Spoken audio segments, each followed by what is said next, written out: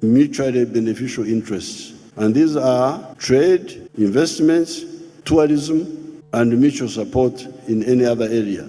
Then where we don't agree, where we have got divergences, those are internal issues. And this is where my Christianity comes in. In the Christian religion, there is a portion which says, "Let your light so shine before men that they see your good deeds and praise your Father who is in heaven." In other words, if you think you are right, you do things properly in your own country, then people will come and see, this is a good example, and they will change. But not by coercion, not by fights, because it will not work. It has failed. I've quoted for you the Pope.